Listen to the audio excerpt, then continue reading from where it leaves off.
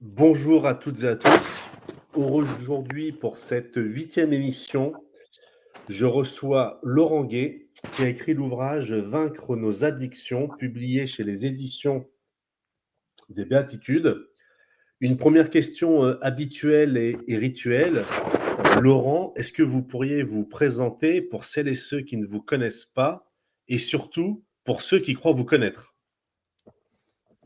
Alors, très heureux déjà voilà, d'être invité sur ce podcast. Donc, je suis marié depuis presque 25 ans, non 20, enfin ouais, plus de 25 ans, oui. Euh, j'ai deux grands-enfants.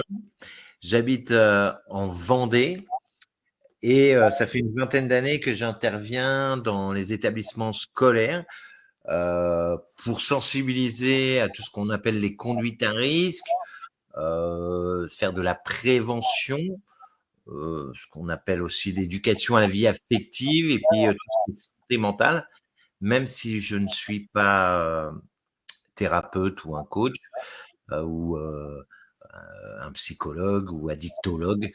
En fait, j'ai traversé ce que j'ai nommé l'adversité pendant 20 ans dans le monde des drogues. Donc, à peu près 17 ans dans l'héroïne, une injection, donc dite drogue dure. Donc, ça a été mon plus grand combat, mais ça a été aussi ma plus grande victoire, puisque j'ai fait d'une certaine manière de mon passé une force. Donc aujourd'hui, comme on m'a aidé, j'essaye d'aider les autres. Alors, effectivement, j'ai écrit plusieurs ouvrages.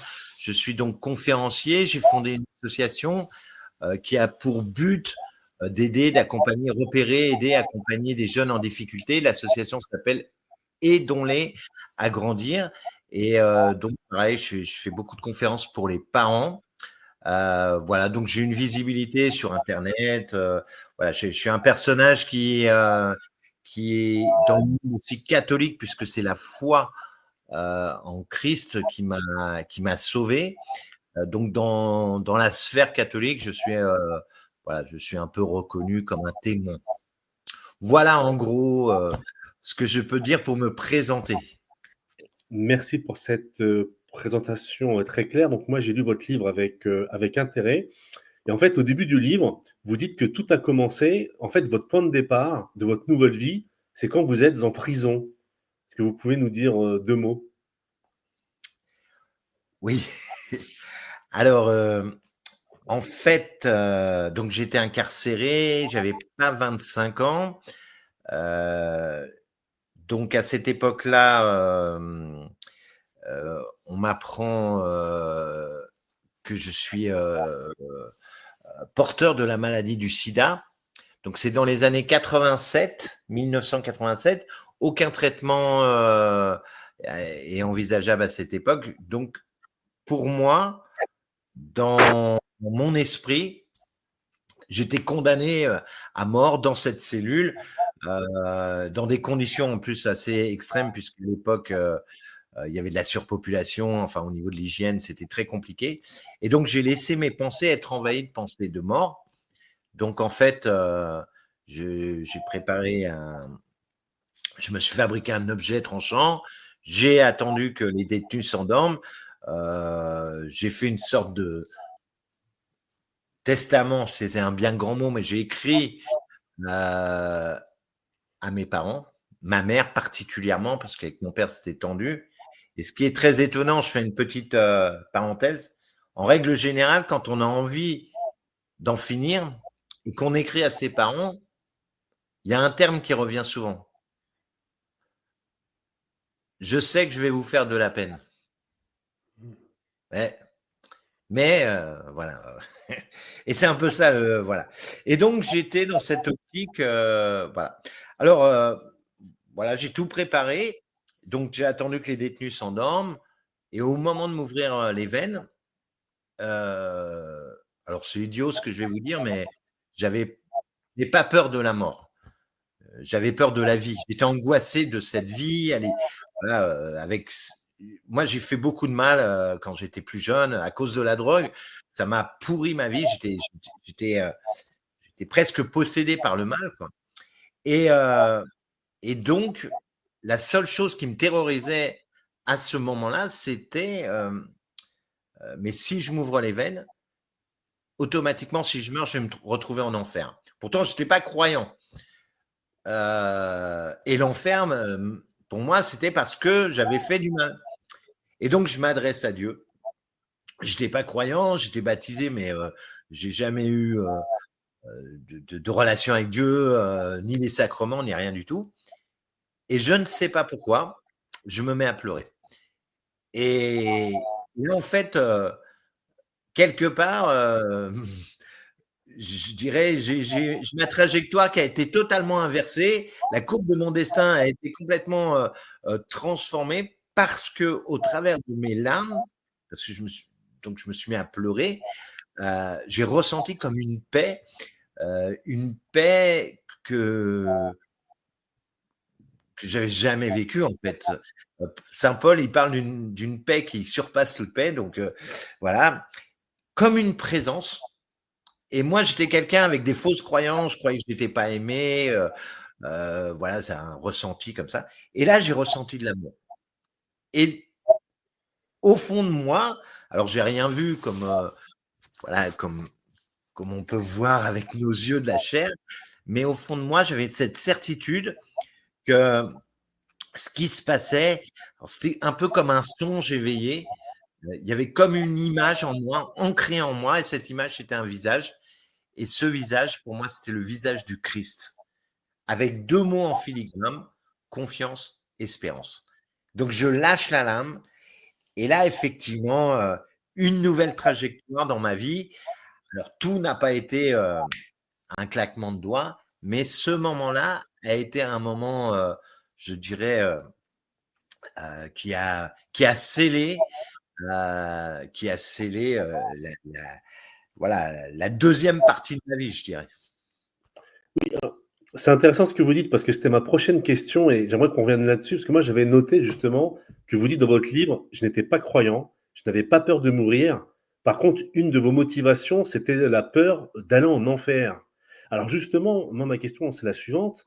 Comment vous expliquez que vous, qui n'étiez pas croyant, vous croyez à l'enfer? Parce qu'en général, les gens qui ne sont pas croyants, ils disent qu'après il n'y a rien et c'est terminé. Alors que vous n'êtes pas croyant, mais quand même, il y avait cette notion de rétribution après la mort. Donc, d'où venait votre certitude que l'enfer existait et que vous pouvez y aller si vous mouriez parce que vous avez fait, selon vous, des choses qui méritaient de rejoindre l'enfer. Voilà.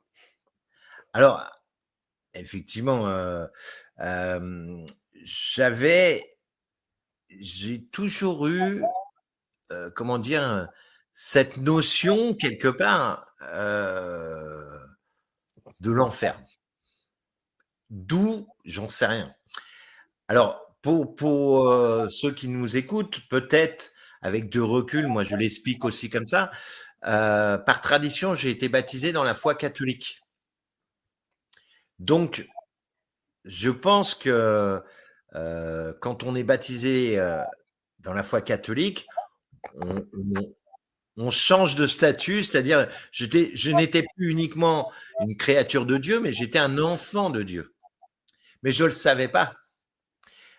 Mais j'avais cette notion, le bien, le mal, et en fait, je l'ai su bien après, je n'arrivais pas à faire le bien et le mal que je voulais pas faire, bah oui, je le faisais parce que j'étais pas mauvais comment dire, j'étais pas profondément mauvais en soi, j'étais pas une mauvaise personne, mais la drogue m'a rendu mauvais. Alors cette notion de faire, pourquoi alors je sais que dans mon cursus de galérien, j'ai marché pendant un certain temps avec des gitans, des manouches. Et alors, eux étaient très portés sur les exorcismes, sur des choses comme ça. Alors, moi, ça m'a toujours fait flipper. J'ai toujours eu peur de ça. Est-ce que c'est à cause de ça? J'en sais rien.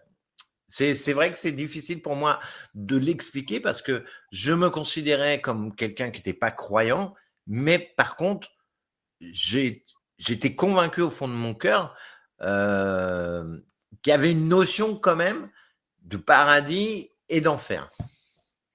Merci beaucoup. Alors, je rappelle que le titre du livre, c'est Vaincre nos addictions. Et donc, justement, Laurent, comment vous définirez l'addiction? Parce que je trouve que quand on ne connaît pas le sujet, parfois c'est difficile de s'y retrouver dans les définitions officielles de l'addiction. Donc, est-ce que vous pourrez nous dire ce qu'est une addiction? Oui, alors qu'on soit d'accord, hein, il y a plusieurs dimensions dans l'addiction. On peut être addict aux, euh, aux bonbons Haribo, manger un paquet. Je pense que à part une bonne, peut-être une crise de dents ou une crise de foie, vous n'aurez pas euh, des conséquences, hormis le sucre, qui est une véritable addiction d'ailleurs. Hein. Mais voilà, en fait, il y a une échelle par rapport aux addictions entre les sucreries, entre des images dans lesquelles on peut tomber, les jeux vidéo, les jeux d'argent, la pornographie et tout ce qui est consommation de drogue, de produits toxiques, etc., etc. J'aime bien cette définition de l'addiction comme euh,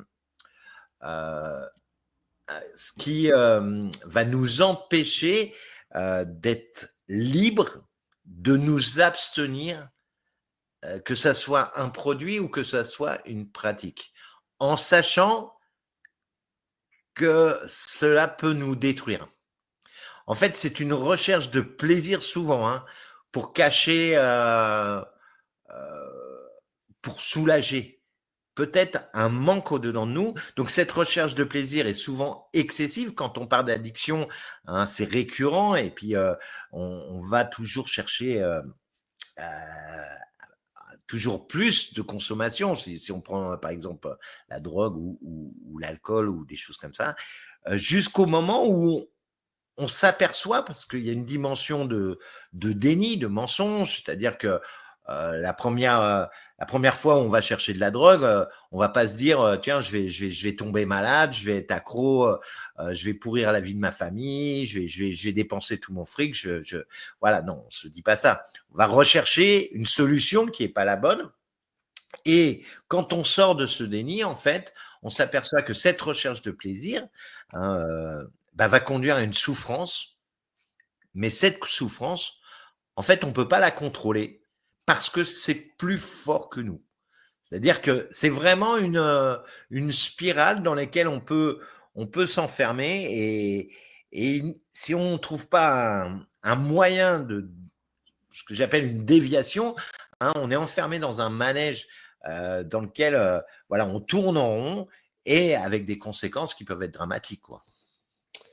Merci beaucoup. Alors, vous avez un petit peu parlé, et j'aimerais qu'on revienne là-dessus. Donc, en pages 15 et 16, vous rappelez les principales addictions. Donc, vous dites les produits toxiques, la nicotine, la fumée, du tabac, l'alcool, les stupéfiants, tout ce qui concerne les jeux d'argent, les écrans, la dépendance au smartphone, les jeux vidéo. Vous parlez même de scroller sur les réseaux sociaux, la gloutonnerie, la pornodépendance, l'hypersexualité, le culte du corps, la pratique excessive des sports extrêmes, les achats compulsifs, voyance, horoscope, magie, etc.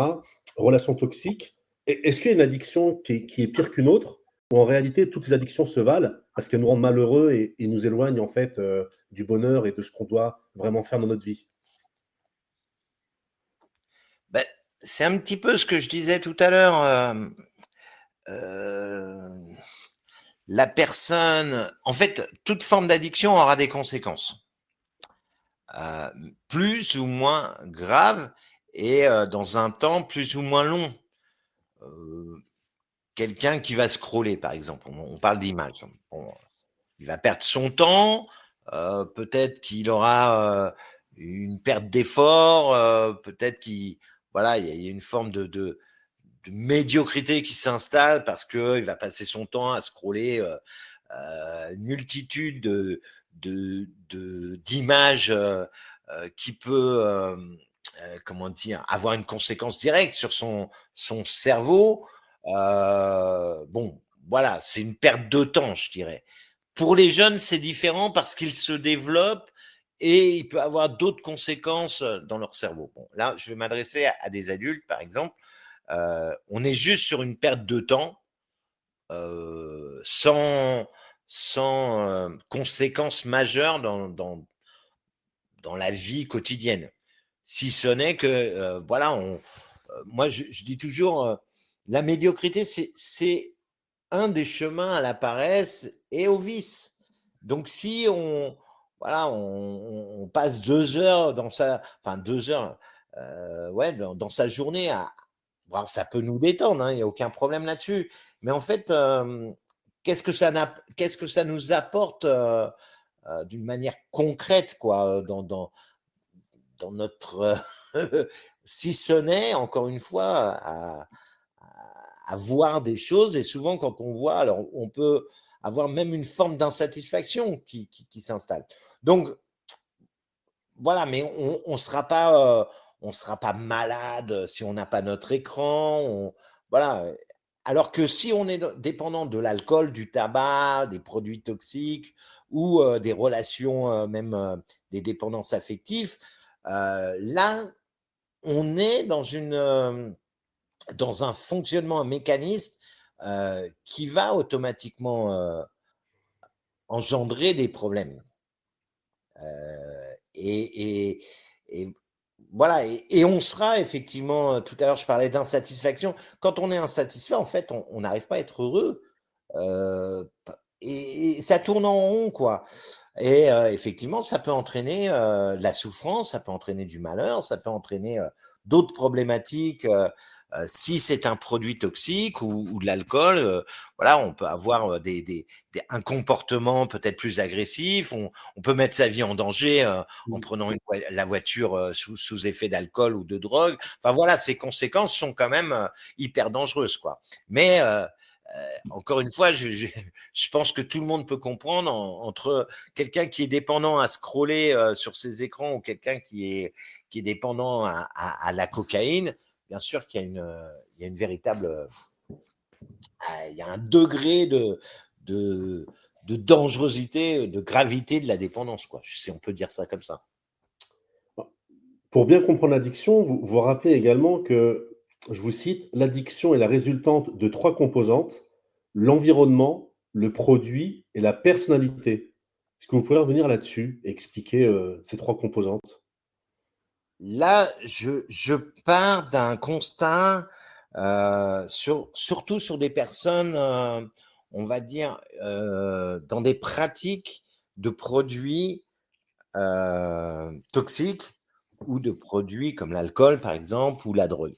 Donc l'environnement, c'est-à-dire que sans stigmatiser certains endroits, des quartiers ou je ne sais quoi, si vous avez dans votre entourage des fréquentations qui vont vous proposer de la drogue ou qui se droguent, ou, euh, ça peut faciliter une prise. Si dans votre famille, au sein de la famille, euh, les choses vont pas bien, vous avez l'impression de ne pas compter, vous êtes mal en fait. Euh, voilà, va développer dans votre personnalité peut-être le besoin de fuir une forme de réalité qui ou nous fait peur ou nous satisfait pas ou va combler peut-être un manque, va combler un idéal. Et en fait, ces composantes vont faciliter encore une fois euh, la prise la prise de produits. Et là, là, je parlerai plus de produits, on va dire. De produits comme le shit, par exemple, ou des produits un peu plus forts.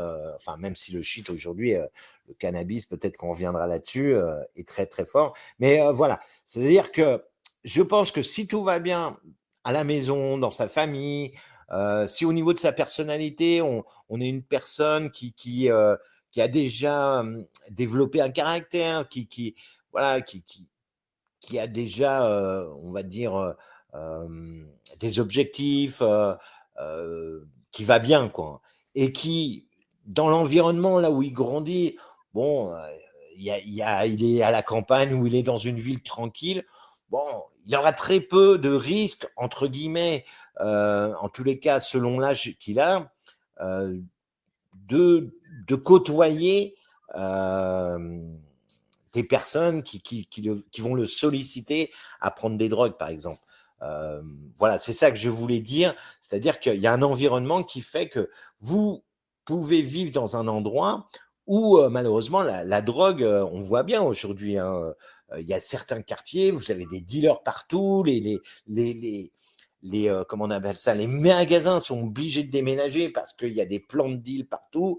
Donc, ces endroits-là vont faciliter, malheureusement, si la personne a des risques d'être plutôt influencée voilà, par des camarades ou je ne sais quoi, aura plus de facilité à prendre des produits. C'est ça que je voulais dire. Merci beaucoup. Je suis allé dans un, comment dire, dans un forum et pour travailler mon entretien. Et, ah, et en fait, dans l'entretien, enfin pour travailler mon entretien, pardon. Et en fait, dans ce forum, il y avait un monsieur qui disait, bah moi, je suis pas addict, c'est simplement une habitude. Je prends 2 verres de vin à chaque repas. Là, on est dans l'addiction ou dans l'habitude? Alors, euh, pourquoi je souris? Parce que il y a une certaine époque, et encore aujourd'hui, hein, certaines personnes disent que un verre, 2 verres de vin, voilà. Euh, En fait, si si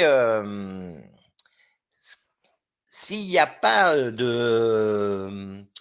d'augmentation de la consommation, euh, alors on est dans un rituel, effectivement. Peut-être les anciens, voilà, ils boivent le vin en mangeant. Euh, voilà, je dirais qu'on est dans une habitude euh, qui est pas la meilleure des habitudes, mais voilà, il y a certainement une forme de plaisir de manger, de boire 2 verres de vin. Là où ça devient une addiction, c'est quand en fait les 2 verres de vin euh, ne, ne nous suffisent pas et on va prendre davantage. Et si on n'a pas ces 2 verres de vin, euh, eh ben on se sentira mal. Si cette personne qui vous dit ouais c'est une habitude et, euh, et qui un jour va manger et qui n'a pas son verre de vin et dans son comportement a plus de nervosité, a plus d'agressivité, a plus de voilà, bah pour moi cette personne est addicte. Voilà, c'est bon. Encore une fois, hein, euh, je crois que j'avais donné cet exemple du café. Moi, je suis addict au café, hein, ça. Et on sait que le café, il est, comment dire, en consommation. Bon, voilà, certaines personnes vont vous dire que boire du café en consommation, voilà, plusieurs verres de café, plusieurs tasses de café, peut avoir un effet sur le cœur, etc., etc. Mais je vous donne cet exemple. Si je n'ai pas mon café le matin, je vais pas être en manque, je vais pas avoir des réactions surprenantes. Bon, bah voilà, j'ai pas mon café, point barre. Donc c'est une habitude qui est certainement, voilà, une habitude parce que j'aime le café et puis je bois ce café, mais en soi, elle va pas avoir des conséquences sur mon comportement. Par contre, je crois que j'ai donné aussi cet exemple dans le livre. Si le matin, je bois mon café et en même temps, je fume ma petite cigarette, eh ben, croyez-moi que si j'ai pas de tabac euh, le matin, je vais aller courir au bureau de tabac. où j'aurais une forme voilà, de nervosité ou voilà, je serais quelque part pas très bien. Et là, on peut parler d'une addiction. Je ne sais pas si voilà, si les auditeurs pourront comprendre voilà, un petit peu la différence, mais voilà, entre l'habitude, les mauvaises habitudes et l'addiction. Merci beaucoup.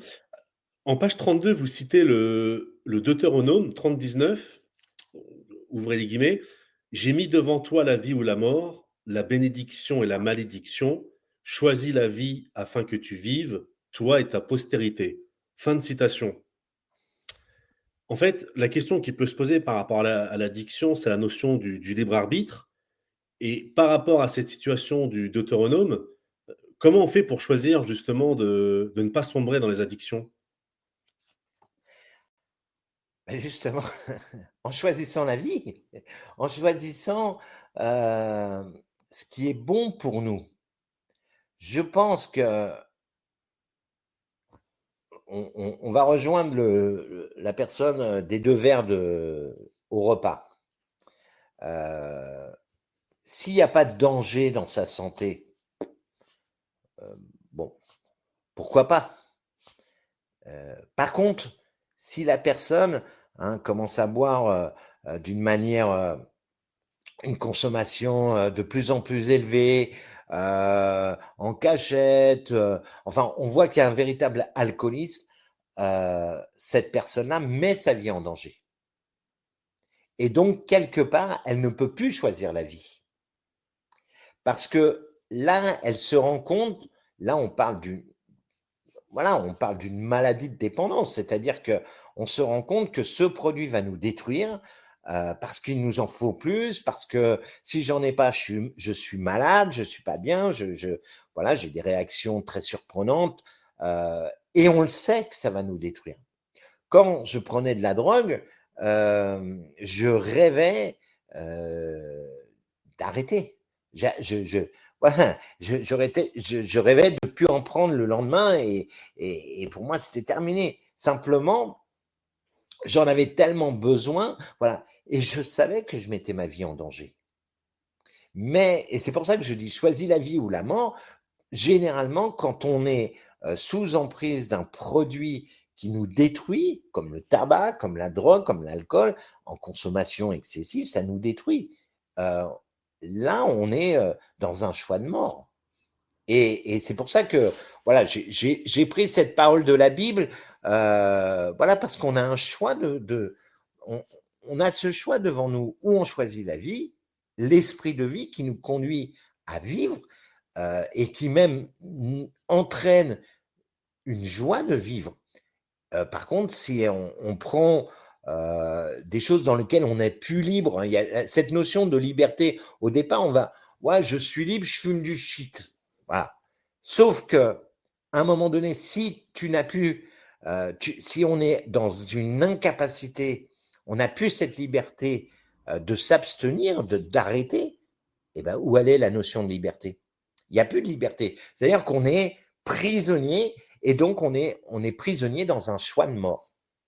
Voilà ce que je voulais expliquer.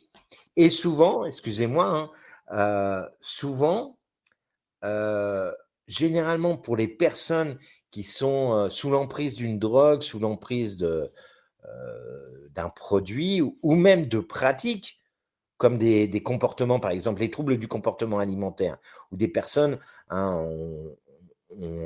il y a une obsession par rapport au corps, par rapport à la nourriture, par exemple, on va se faire vomir, ou les personnes qui sont dans la mutilation, la scarification, ils sont dans des pratiques de mort, ils sont dans des pratiques d'autodestruction. Quelqu'un qui prend de l'alcool démesuré, d'une manière démesurée, de la drogue ou je ne sais quoi, il est dans une auto-destruction. Il le sait qu'il se détruit.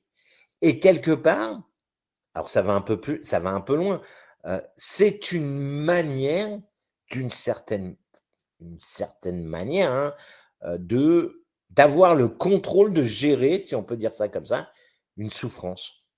En fait, la souffrance qui nous habite est tellement dure que je vais me droguer, même si je sais que ça va rien arranger, mais je vais avoir l'impression de gérer cette souffrance.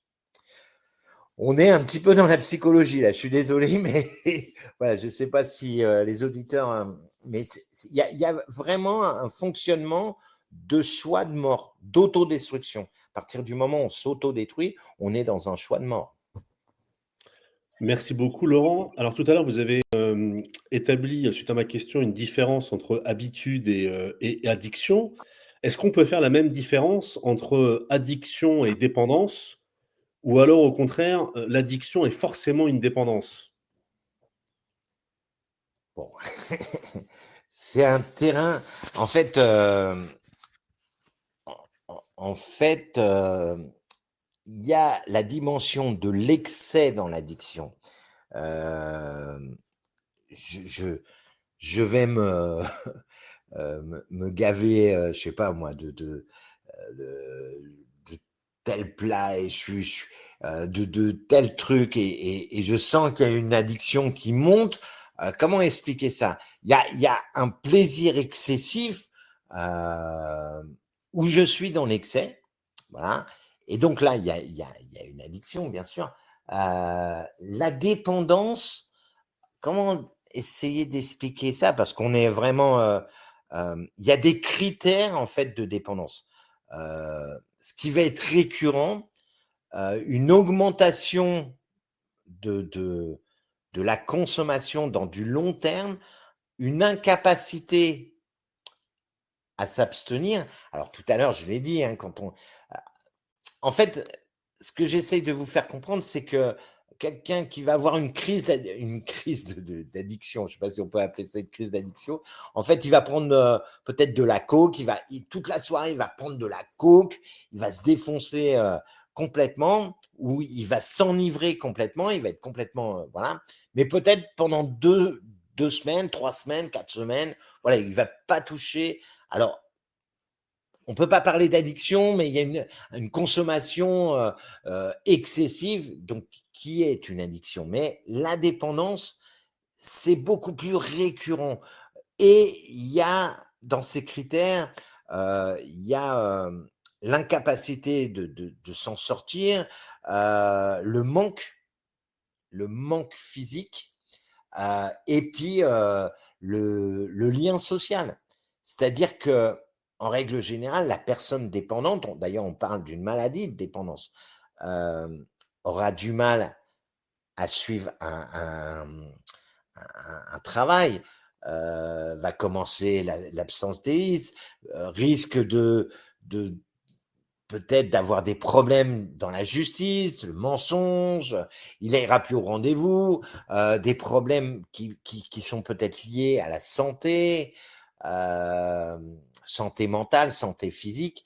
Euh, voilà,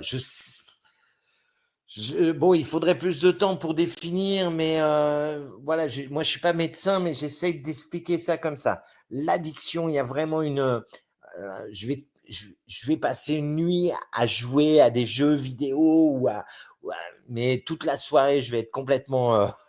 Mais après, pendant 3 mois, j'en prends pas. Et il y a eu un excès. La dépendance, on peut pas s'arrêter comme ça. Voilà, je dirais peut-être que la nuance, elle sera là avec d'autres critères. Voilà, bon, j'explique certainement mieux dans le livre. Merci Laurent. Alors tout à l'heure, vous avez dit que vous, en tant qu'ancien addict, vous étiez, parfaitement conscient d'être addict. Ma question va être plus générale.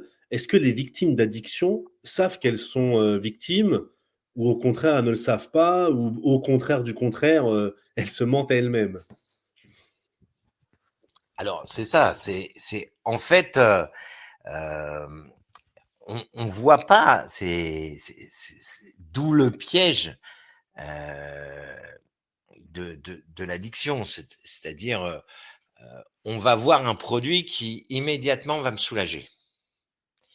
Immédiatement, le produit va résonner dans mon cerveau où j'aurai l'impression, je serais complètement désinhibé, je pourrais parler voilà, à droite, à gauche, je pourrais me sentir, voilà, un petit peu le prince de la soirée. Et donc ça, je le recherche, surtout si je suis une personne, voilà, qui a un peu du mal à me, comment dire, à, à être, voilà, à parler, à danser ou je ne sais quoi.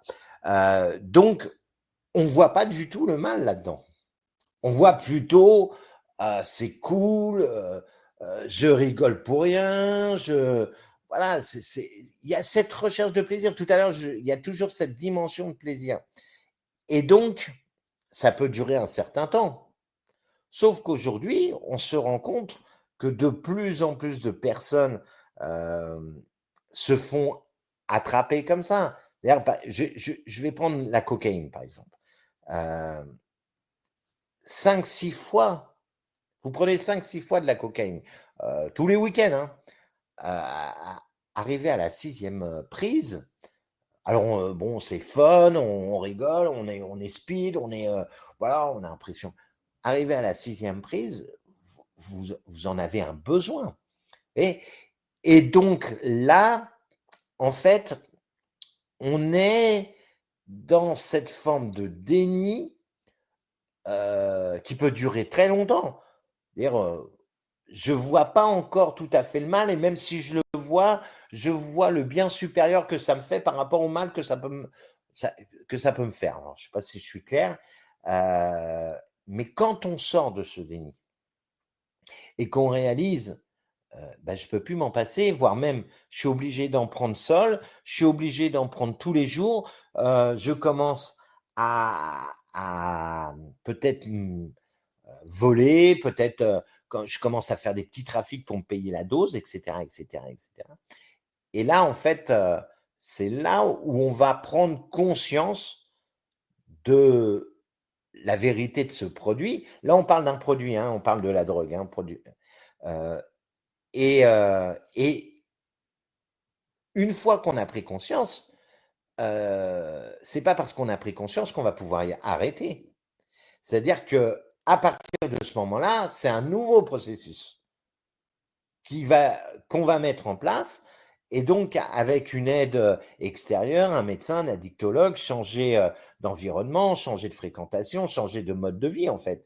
Mais ça coûte, parce qu'il y a aussi cette dimension voilà, cette comment dire, bah, cette addiction, c'est-à-dire on a le cerveau, il a envie d'y retourner, quoi. Donc c'est un véritable combat. Voilà. Alors en règle générale, c'est ça. Et puis le piège, hein, c'est la pub mensongère. C'est que bah oui, tout le monde le fait. C'est que du shit. Oh, c'est que de la cocaïne. C'est que de l'alcool. Voilà. Enfin bon, ça c'est la publicité qu'on entend, et qui fait que bon, on relativise le produit. Bon, c'est vrai que oh, il fume du shit, bon, c'est pas grand chose, quoi. Voilà. Je sais pas si ça répond à cette question. Très, très bien. Alors, il y a beaucoup de choses très intéressantes dans votre livre, et j'espère que les gens le liront après cette émission. C'est-à-dire que Ouais. vous avez expliqué ce que c'était les addictions, vous parlez de la passion de l'addiction, addiction et dépendance. Vous parlez également des fausses croyances, mais il y a quelque chose que j'ai bien aimé également, c'est que vous sortez également du terrain théorique pour la mise en pratique. Et en fait, en page 119, vous donnez une mise en pratique très simple. Alors, je vais vous lire le début, ça va vous rappeler des souvenirs. Vous dites par exemple, je décide d'arrêter les réseaux sociaux durant 40 jours, mais je n'y arrive pas. Cela me prend tout mon temps. Je me rends compte que ça m'enferme. Donc, je fais mon arrangement avec une personne de confiance en lui donnant une caution.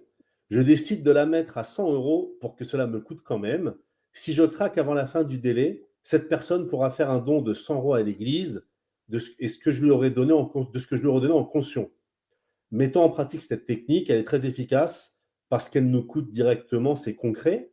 Puis vous ajoutez aussi quelque chose qui est important par rapport à la solitude de notre époque, où les gens sont seuls devant les réseaux sociaux. Vous apportez également une autre réponse, enfin un complément de réponse. Vous dites, à deux, on est plus fort que seul. Je vais chercher quelqu'un qui m'apportera un appui, un conseil, un soutien, une motivation. Ce sera notre parrain marraine de galère, un ami, un proche, une personne de confiance avec qui je pourrai être en vérité et cela m'aidera à tenir ma promesse. Voilà, alors effectivement, heu, en fait, là aussi, il faut bien comprendre que la notion d'argent, peut être un frein à une addiction. C'est pour ça que j'ai pris cet exemple-là. Bien sûr, pour un toxicomane, qui est déjà pris dans une forme de mensonge, de manipulation, ce sera beaucoup plus compliqué. Mais pour quelqu'un qui se rend compte, voilà, sur les jeux vidéo ou les réseaux sociaux, qui se rend compte qu'il en passe beaucoup de temps et qu'il est en vérité avec lui-même, heu et bah, faire ce petit défi, parce que ça va lui coûter, ça va lui coûter 100 balles s'il est en vérité. Parce que s'il se ment à lui-même, bon, mais je peux vous dire que ça, c'est efficace. Parce que, en fait, comme ça nous coûte, des fois, on a plus de mal à voir le temps perdu, ce que ça va, peut-être, le sommeil, que ça peut, ça va nous voler du sommeil si on passe 3 heures la nuit, le soir à regarder. Mais si ça nous coûte 100 balles ou je ne sais combien, bah, on va peut-être réfléchir à deux fois. Ça, encore une fois, c'est pour les personnes qui sont dans un processus de guérison, un processus de pouvoir arrêter. Parce que voilà, si on n'a pas envie si on n'a pas décidé d'arrêter, bon ben ça on pourra pas, voilà, ça marchera pas. Voilà, il y a certaines clés et le parrain de galère, ça c'est vraiment génial, euh, et je l'ai moi expérimenté beaucoup dans les aides aux personnes qui sont prisonniers dans la pornographie par exemple. Il y a aujourd'hui ça c'est un petit peu je dirais entre guillemets un peu démocratisé, c'est-à-dire qu'aujourd'hui on peut parler de la pornographie assez facilement, mais quand on est addict à la porno, au porno, qu'on est vraiment prisonnier, moi j'ai une personne qui s'est fait virer de son travail, donc il y a des conséquences parce qu'il matait à 14h30 en plein après-midi, il regardait, donc on est déjà dans quelque chose, et ben là dire, écoute, moi je te juge pas, tu as besoin d'aide, heu et ben, moi, je suis là. Alors, t'es pas vraiment, il y a un esprit entre nous de vérité, hein. On va pas se mentir. Moi, je veux bien t'aider, mais à chaque fois que tu chutes, bah, tu le dis en vérité. Voilà. Il y a une chose qui est bien aussi, c'est on peut donner, comment dire, un code, mettre, vous savez, il y a des applications pour ne pas atteindre, pour pas avoir des images à connotation pornographique sur l'ordinateur. Et on peut mettre donner le code secret à un de ses parrains ou ses amis. Voilà. Et du coup, le rôle de ce parrain, de cette marraine, c'est euh, encourager, parce que chaque journée gagnée, c'est une victoire, hein, que ça soit dans la porno ou dans d'autres choses. Et par contre, quand la personne dit, bah voilà, j'ai merdé, je suis retombé, voilà, et ben on est là et on repart. D'ailleurs, le problème, c'est pas de tomber, le problème, c'est de se relever. C'est ça, voilà. Et à un moment donné, bah, il y a un déclic et puis on passe à autre chose. Mais il y a une personne de confiance parce que en fait, il faut bien comprendre que surtout mais dans toutes les addictions, hein, mais surtout dans la pornographie ou des choses comme ça. En plus de ça, on se culpabilise, en fait, et on n'y arrive pas, on n'est qu'une merde. Et donc, il y a tout le cortège de la dépréciation.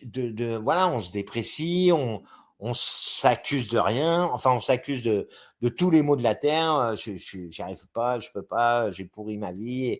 Et donc, il y a tout ce manège-là qui fait que, bah, de toute façon, voilà, comme je suis tombé, bah, ça sert à rien que je me batte, quoi.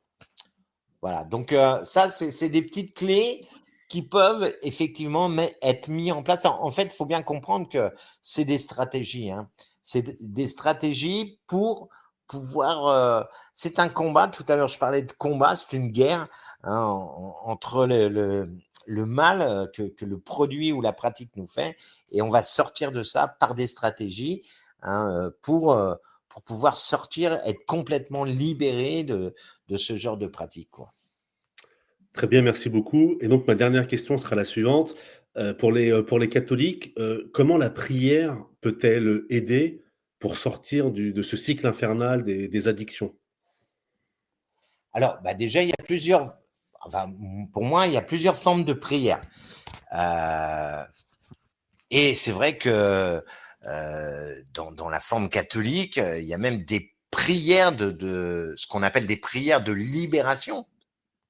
Euh, donc, on peut aller voir un prêtre et demander une prière de libération. Alors, ça demande beaucoup d'humilité aussi parce que en allant voir un prêtre ou en allant voir quelqu'un qui, voilà, il y a nos prières personnelles, prières de demande qui sont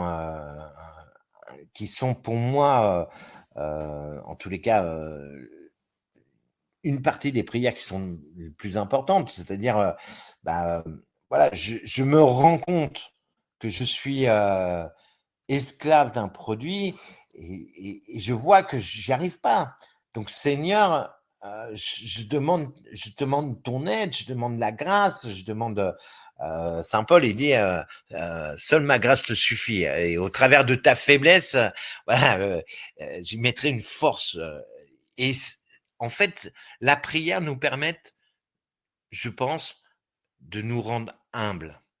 Et parce qu'on se voit pécheur, on se voit pris dans ce piège et on a juste besoin que Dieu nous accorde une grâce pour nous sortir de là. Voilà. Et puis, il faut jamais oublier la prière aussi d'action de grâce, c'est-à-dire que j'ai réussi et je demande, voilà, je suis dans la gratitude à Dieu pour pouvoir le remercier. Voilà. Et donc, cette attitude de prière hein, nous permet de, comment dire, d'être dans une relation à Dieu. La prière, c'est un moyen il y a d'autres moyens, mais la prière est un moyen de rentrer en relation à Dieu, c'est-à-dire que voilà, Dieu est tout amour et cette relation me permet de me sentir un être aimé, capable d'aimer, d'être aimé, de faire aimer, et du coup, cet esprit de Dieu qui est un esprit de vie me donne la vie. Et on revient au Deutéronome, hein, et je choisis la vie. Et dans cette prière au quotidien, je mets ma vie entre les mains de Dieu tous les jours. Oui, je me consacre tous les jours à Dieu. Et ça, c'est un soutien, c'est une aide dans les moments de difficulté, dans les moments, faut jamais oublier, dans les moments de joie, de remercier. Et, euh, et dans les moments même anticipés, les moments où je pourrais chuter, quoi. C'est-à-dire que voilà, il y a une dimension aussi prophétique dans la prière. C'est-à-dire que voilà, il y a une fragilité quand il y a une dépendance. Et, euh, et j'aime bien le dire, hein, l'addiction c'est une maladie chronique. Quand on parle de maladie chronique, c'est-à-dire que ça peut revenir ou voilà parce qu'on s'appuie sur des choses, si on s'appuie totalement sur la prière, sur l'amour de Dieu, sur cette relation qu'on établit avec Dieu au travers des frères et sœurs dans l'église justement catholique, euh, et ben voilà, on a une motivation en nous qui nous permet justement de lâcher ces mauvaises habitudes pour voilà, se mettre au service de l'autre, rentrer davantage dans la charité et de pouvoir aider son prochain, aimer son prochain. Et voilà, donc il y a toute cette dimension qu'on vit, enfin qu'on essaye de vivre en tous les cas en tant que catholique. Eh bien, merci beaucoup, Laurent. Donc, on rappelle hein, le titre du livre, Vaincre nos addictions de Laurent Gay, édition des Béatitudes. Chers amis auditeurs, lisez-le, vous ne le regretterez pas. Laurent, merci pour cet entretien très intéressant et instructif. C'est moi qui vous remercie. À bientôt.